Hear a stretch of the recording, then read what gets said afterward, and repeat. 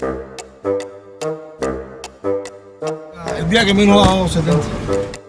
La madre de mis hijos es médico, Ana, un promedio de casi 900, casi 40. Did you catch that? This guy makes more in one day than a doctor makes in a month, and he's a taxi driver. Well, he's actually a trained engineer, but engineers make even less than doctors. Welcome to the Cuban economy. Right after the Socialist Revolution in 1959, Fidel Castro's government seized almost all private businesses and land. You won't have to worry about next year. The state will do your planning from now on. Every restaurant, factory, hospital, and home was property of the government. The state set prices for everything and decided how much people got paid. The private sector disappeared overnight. The world these men live in desperately needs economic reforms. You can see the result of this if you go looking for food in Havana today.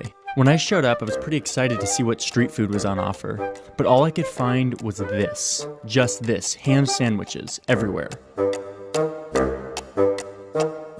Here's a typical scene in a Cuban eatery. Too many employees in an empty establishment with empty shelves. They're just waiting for food deliveries from the government and putting in their 8 hours so that they can go home. They get paid the same whether they sell 1 plate of food or 50. This model just doesn't work.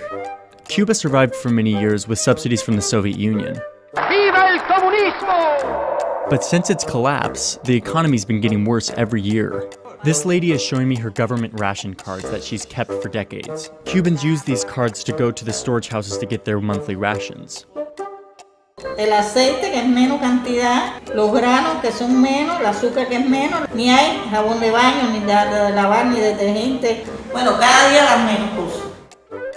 ¿Usted cree que han mejorado el proceso en alguna forma? The government realized this was becoming a problem in the 90s and started giving out private licenses, fueling a small but growing private sector. I stumbled upon a private restaurant in Havana and it was a totally different experience than the public ones. There was actually movement and good service. The owners had to sell good food if they wanted to stay in business. Which brings me back to the taxi driver and the doctor. The reason why taxi drivers make so much more than doctors is because they have private licenses. Their salaries are not set by the state, and they can charge tourists high prices. I paid $25 to get from the airport into Havana, and in that 30 minutes, this driver made more than an average monthly salary of a Cuban, which is $20. Yo trabajo 8 horas como licenciada profesional que soy de enfermería y diario yo no gano 50 pesos, no gano 12 o 6 diarios. One of the problems with this is that you get highly trained workers leaving their trade to go do remedial work in the private sector. This guy's an engineer, but he's cooking in a private restaurant.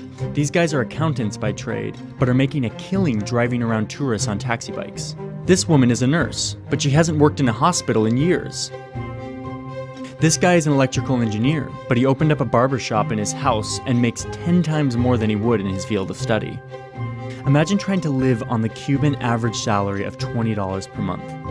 When you ask them how they do it, they all have the same response. Todos tenemos que hacer algo fuera de lo que es el salario, porque si no, no comen.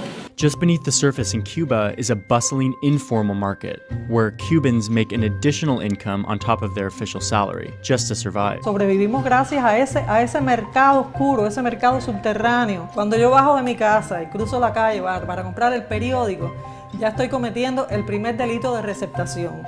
Porque ese señor anciano que está vendiéndome el periódico me lo está vendiendo a sobreprecio. Ya tienen arreglado esto con la persona que trabaja en el estanquillo, que le guarda los periódicos, se los vende. We tend to associate black markets with dangerous activities. But in Cuba, people sell illegal popsicles or newspapers, not to get rich, but just to survive. But things are slowly changing. Since Fidel's brother Raul took over in 2008, the number of private licenses has increased significantly every year, and 20% of the economy is now private. But still, most Cubans are jaded by the decades they've had to use illegal creativity just to survive. Nosotros vivimos en un país donde hay un solo partido. ¿Qué puede suceder? ¿Puede haber cambio?